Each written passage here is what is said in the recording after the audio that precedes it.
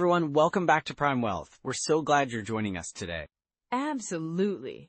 Today we're diving into a topic that's on a lot of minds, especially for those of us over 40. Right, we're talking about downsizing for retirement and how to effectively use your home equity. That's a big one. Many people don't realize how much their home can contribute to their financial security in retirement. Exactly. We'll explore the benefits of downsizing, how to assess your current home's value, and some practical tips on what to look for when considering a new place. And we'll also touch on the emotional aspect of moving. It's not just about the numbers, right? There's a lot of sentiment tied to our homes. So true. We want to make sure you feel confident and informed about making this important decision. By the end of this episode, you'll have a clearer picture of how to leverage your home's equity and make the transition smoother. Sounds great, right? Let's jump right in and start unpacking how you can approach this. So, Alex, as we're talking about downsizing for retirement, I think it's important to really dive into why this matters right now. I mean, for folks over 40, the landscape is changing pretty rapidly, right? Absolutely. I think a lot of people are feeling that pressure. We've seen rising inflation and, it's making everything from groceries to healthcare more expensive. People are starting to realize that their current living situations might not align with their retirement goals. Exactly. And with retirement timeline shifting, it's crucial to reassess how your home fits into that picture. Many people are discovering that their homes, which they might have considered a long-term asset, could actually be a burden if they're not careful. Right. And I think the emotional side of this is significant too. There's often a deep attachment to the family home. It's where you've made memories, raised kids, celebrated milestones, but sometimes holding on to that can limit your financial flexibility. Totally. I mean, I've talked to so many people who feel conflicted about moving. They love their neighborhood and the memories tied to their home, but they also worry about retirement income. It's a classic struggle of sentiment versus practicality. Exactly. And it's not just about emotional ties. There's also the reality of maintenance costs and property taxes, which can eat into retirement savings. I recently spoke with a couple in their early 60s who were still in a large family home. They were surprised to learn how much they could save by moving to a more manageable space. Oh, that's a great example. Did they have a specific reason for wanting to downsize? Well, they were looking to stretch their retirement savings. They had a significant amount of equity in their home, but they weren't sure how to tap into it. Once we crunched the numbers, they realized that by selling, they could not only reduce their monthly expenses, but also have cash left over to invest for their retirement. That's so powerful. And I think the idea of using home equity is especially relevant today. With rising home values over the past few years, many homeowners find themselves in a position where their home could significantly contribute to their retirement funds. Definitely. But it's also about understanding the timing. If you wait too long, you risk market fluctuations. For example, if the housing market cools off, the equity might not be as high as it is now. I've seen that hesitation lead to missed opportunities. Yeah, and let's not forget about the recent trends in remote work. A lot of people are reevaluating their living situations. They might not need that big house anymore, especially if their kids are grown and gone. Downsizing could free them up to live somewhere more affordable, or even in a different area that suits their lifestyle better. Exactly. I've had clients relocate to areas with a lower cost of living, which not only allows them to downsize their home, but also gives them access to a community that fits their current life stage. They find more joy and less stress in their new environments. That's such a great point. It's really about aligning your living situation with your current values and goals. And there's a statistic that really stands out to me. A significant number of people over 50 haven't adequately planned for retirement. Many are still in homes that don't serve them anymore, which can lead to financial strain down the line. That's a wake-up call for sure. Making a proactive choice to downsize can be incredibly empowering. It's about taking control of your financial future rather than waiting for the perfect moment, which, let's be real, might never come. Yes! And I think that leads us to the practical side of things. What are some strategies people can consider when thinking about downsizing? Well, first off, it's important to evaluate your needs. Ask yourself, what do I want my lifestyle to look like in retirement? Are there specific activities or communities I want to be a part of? Once you have that clarity, it's easier to figure out what kind of space you really need. Right, and then there's the financial aspect. It's essential to understand how much equity you have in your home and how that can be utilized. I often recommend speaking to a financial advisor to go over your options, like selling your current home and investing the proceeds. Exactly. And don't forget the potential tax implications. Depending on where you live, there could be capital gains taxes to consider, but there are also exemptions for primary residences that can work in your favor. Ah, that's a good point. And I suppose it's also about knowing the market. Timing your sale for when the market is favorable can maximize your equity. Right. And don't overlook the emotional preparation. Moving can be a big transition. It might help to start decluttering before the actual move. This can ease the emotional burden and make the process feel less overwhelming. Definitely. Taking it step by step can be really beneficial. And, it's also about embracing change. Many people find that downsizing opens new doors, like traveling more, pursuing hobbies, or spending time with family. That's a fantastic perspective. So for anyone listening, now's the time to consider how your home fits into your retirement plans. As we move into strategies for making this happen, let's explore how to approach these decisions thoughtfully and with confidence. So let's dive into some core strategies and rules of thumb when it comes to using home equity for retirement. Absolutely. One of the first things to consider is understanding how much equity you actually have in your home. A good rule of thumb is to start with a simple calculation. Take the current market value of your home and subtract what you owe on your mortgage. Right, and that gives you your equity, but how do you determine your home's market value? You can start with online real estate tools like Zillow or Redfin, which give estimates based on recent sales in your area.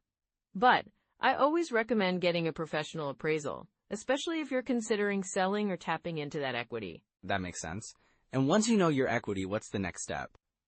A common strategy is to look at your options for accessing that equity. There are a few different ways to do this.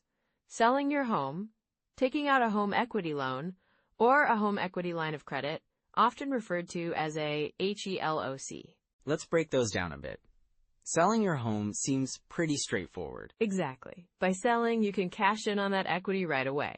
It can provide a significant amount of capital to invest in retirement, whether that's moving to a smaller home, a different location, or even diversifying your investments. And then there's the home equity loan and HELOC. What's the difference there? Good question. A home equity loan is a lump sum that you take out against your equity, while a HELOC works more like a credit card. You can borrow up to a certain limit and pay interest only on what you draw. So that flexibility with a HELOC can be appealing, especially if you're not sure how much you'll need right away, right? Exactly. But remember, that flexibility can also lead to overspending. It's important to have a plan in place for how much you'll borrow and what you'll use it for. Speaking of plans, should folks consider what they'll do with that cash? Definitely. It's crucial to have specific goals in mind. Are you using it to pay off debt, invest in a new property, fund your lifestyle in retirement? Right, and it's not just about accessing the equity, but also knowing how to use it wisely. Yes. A simple rule of thumb is to avoid borrowing more than you absolutely need. And think about your long-term financial health. Make sure you're not putting your home at risk. That's a really good point. It's easy to think of home equity as free money, but it's still a loan against your house, right? Exactly. And another key strategy is to consider your timeline. If you're thinking about downsizing or moving, it's a good idea to have a clear timeline in mind. How does that affect your decision-making? Well, if you're planning to downsize in the next few years, you might want to avoid taking on new debt. Instead, focus on maximizing the sale of your current home. So timing really matters. What about the costs associated with selling a home? Great point. Selling isn't just about the sale price. You have to factor in closing costs, real estate agent fees, and potential repairs. A good rule of thumb is to expect around 6 to 10% of the sale price to go towards these costs. Wow, that can add up quickly. It sure can. That's why it's important to do the math before making any decisions. And consider the market conditions too. If it's a seller's market, you might get a better price, But in a buyer's market, you may have to adjust your expectations. So what about those who aren't ready to sell, but still want to tap into their home equity? That's where reverse mortgages can come in. They allow homeowners, typically over 62, to convert part of their home equity into cash without having to sell. Interesting. But there are so many factors to consider with a reverse mortgage, right? Absolutely. You need to understand how it works, including the fees and the implications for your estate. It can be a useful tool, but it's not for everyone. And what about tax implications? Good question. Generally, funds from a home equity loan or reverse mortgage aren't taxed as income, but the specifics can vary, so it's wise to consult a tax advisor. So staying informed and getting professional advice is key. Exactly. And let's not forget about the emotional aspects of downsizing. It can be tough to leave a family home that holds so many memories. Yeah, that emotional component can complicate financial decisions. Right. It's important to balance the emotional with the practical. A good strategy is to take your time with the decision. Maybe even consider renting for a bit before committing to a new purchase. Oh, that's a really smart approach. It gives you time to adjust and really think through what you want next. Yes, and it can also help you understand your new lifestyle needs. Do you want something smaller, more amenities? Do you want to be closer to family or friends? And what about those who might want to stay put but still want to leverage their home equity? Well, one option could be making modifications to your home to ensure it meets your needs as you age. That could mean investing in things like ramps or grab bars, which may also increase your home's value. That's a great idea. So you can enhance your living space while potentially increasing its market value. Exactly. But as we've discussed, there are definitely some common pitfalls to watch out for when navigating this process. So, Alex, before we dive deeper into how to make downsizing work for us, let's talk about some common pitfalls. What have you seen people struggle with the most? Well, one of the biggest mistakes is assuming that downsizing automatically means saving money. People often think, I'll sell my big house and buy a smaller one, and I'll have all this extra cash. But that's not always the case. Right. It can be a bit more complex than that, can it? Exactly. I've seen folks who sell their homes, but then they buy a smaller place in a more expensive area, thinking they'll be closer to family or amenities. Suddenly, they're not saving anything at all, and sometimes they're even spending more on the new mortgage, property taxes, or homeowners association fees. That makes total sense. It's like they think just because it's smaller, it'll be cheaper, but location plays such a huge role. Absolutely. And then there's the emotional aspect of it. A lot of people struggle to let go of their family home where they've created so many memories. I had a client who decided to downsize, but held onto their home for way too long, waiting for the perfect moment to sell. Yeah, I can see how that would happen. It's a big decision, and it can be hard to let go of that emotional attachment. Exactly. The danger here is that by the time they finally decided to sell, the market had shifted. They didn't get the price they expected, and it ended up costing them more in the long run. That's a tough lesson. Are there any signs people should watch for that might indicate they're making a mistake? Definitely. One sign is if you're feeling overwhelmed by the process. If the thought of moving is causing you stress, it might be time to step back and reassess. Another is if you're basing your decisions solely on what you think you should do, rather than what you truly need. That's a good point. It's easy to get caught up in what everyone else is doing or what society expects from us. Right. And then there's the financial aspect. I've had clients who didn't take into account the costs associated with moving, like repairs, staging the home for sale, or even closing costs on the new purchase. They thought they'd walk away with a pile of cash, but ended up drained financially. Wow, that can really add up. It's important to have a clear budget and a realistic picture of what the move will actually cost. Exactly. And let's not forget about the logistics of moving. Sometimes people underestimate how much stuff they have. They think they can just throw everything in a truck and go. I've seen clients overwhelmed by the amount of sorting and packing needed, leading to rushed decisions about what to keep or toss. That's a really good point. Not all of us are natural declutterers, right? It can be a huge emotional and physical task. Yes. And rushing can lead to regret. I had a client who, in the haste of packing, got rid of family heirlooms without realizing their significance. Later, they regretted it deeply. If you're feeling pressured, it might be worth delaying the move or getting help from a professional organizer. That's such great advice. It's not just about the financial side, but also about making sure you're comfortable and not making emotional decisions in a hurry. Exactly. Another pitfall I see is not planning for the future. If someone downsizes with the intent of living in that new space for the next 10 or 20 years, they need to consider whether it will meet their needs as they age. That's a really important factor. What if they choose a place that's affordable now, but might not be accessible later? Yes, and I've seen that happen more often than you'd think. For instance, a couple moved into a charming 2-story condo, thinking it was perfect.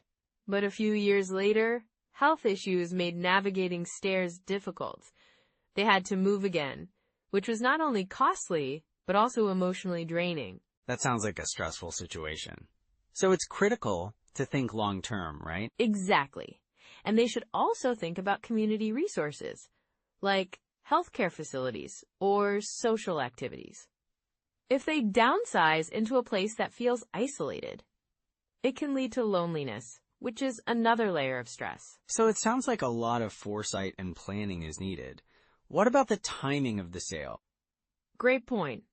Some people wait too long to sell, thinking they should wait for the market to peak. But if they wait too long, they risk missing out on their ideal selling window. Markets can shift quickly. Right, and then they might end up selling in a down market, which can be devastating. Exactly. And then, conversely, there are those who rush into selling because they hear a news report about rising home values. They might not take the time to assess their personal situation or the local market. It seems like a balance is necessary. Definitely. They need to understand both their personal needs and the broader market trends. Having a trusted advisor can help navigate those waters effectively. Speaking of which, what are some immediate steps someone can take to avoid these pitfalls? Well, first, create a comprehensive financial plan that includes not just the sale of your home, but also your future living expenses, healthcare costs, and lifestyle preferences. Next, do thorough research on the housing market in both your current area and potential new locations. That sounds like a solid start. Any other steps? Yes, and it's crucial to declutter well in advance. Set aside time each week to go through belongings, and don't rush the process. Also, think about your long-term needs and how your new home can accommodate them. That's a great checklist. So those are some immediate steps you can take. Now let's bring everything together. So if someone is thinking about downsizing, where do they even start? I mean, it can feel overwhelming to make such a big change. Absolutely, it can feel daunting. But breaking it down into manageable steps makes it a lot easier. First, I'd suggest creating a clear plan. Start by assessing your current living situation. What do you love about your home, and what do you wish could be different? That makes sense. It's like figuring out what your priorities are, right? Exactly.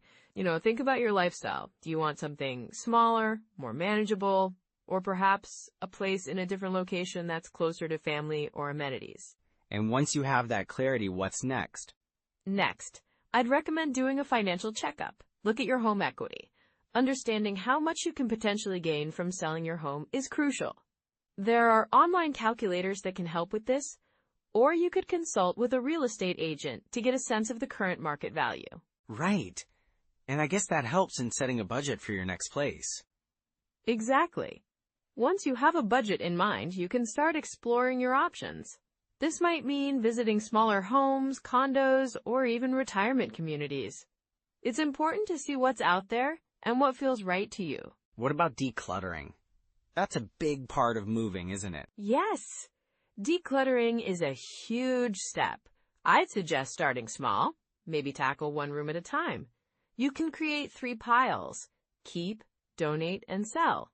This not only helps lighten the load, but it also gives you a sense of accomplishment.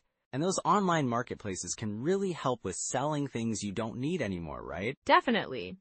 Apps like Facebook Marketplace, OfferUp, or even local community groups can be great for selling items. Plus, donating to local charities can be really rewarding. It's a win-win. What if someone isn't sure about what to keep or let go of? A good rule of thumb is to ask yourself if you've used it in the last year. If not, it might be time to let it go. Also, think about the emotional value. Some items may hold memories, but if they're just collecting dust, maybe it's time to take a photo and move on. That's a gentle way to approach it. What about the logistics of moving? Logistics can be tricky. It's helpful to create a timeline. Start with when you want to sell your current home, and then work backwards. Schedule packing days, moving days, and even time for cleaning. And hiring a moving company can take a lot of stress off, right? For sure. Just be sure to read reviews and get quotes from different companies. You want to find someone who's reliable and within your budget. What about technology? Are there any apps or tools that can help with this whole process? Absolutely. There are several useful apps. For organization, Trello or Asana can help you manage tasks. For budgeting, Mint or YNAB, You Need a Budget, can help track your expenses and savings related to the move. And there are also apps for finding new homes, right? Yes, Zillow and Realtor.com are great for browsing listings. You can filter by location, price, and even features that are important to you. I love that these tools make it easier to see what's out there. What about habits? Are there any daily habits to build as someone prepares for downsizing? Definitely. I'd suggest setting aside just 15 to 30 minutes each day to focus on downsizing. It could be sorting through a closet, packing a box, or researching potential new homes. Little by little, it adds up. Consistency is key, right? Exactly. It's about creating a routine that feels manageable so it doesn't become overwhelming. And what about support? Should someone consider getting help from friends or family? Yes, enlisting help can make a huge difference. Friends or family can assist with packing, offer emotional support, or even provide a fresh perspective on what to keep. That's a great idea. Plus, it can make the process feel less isolating. Right. And if you're unsure about specific aspects, don't hesitate to reach out to professionals. Whether it's a financial advisor, a real estate agent, or even a professional organizer, getting expert advice can save you time and stress. So it sounds like the key is to take it step by step, right? Exactly. It's all about making gradual progress and finding what works for you.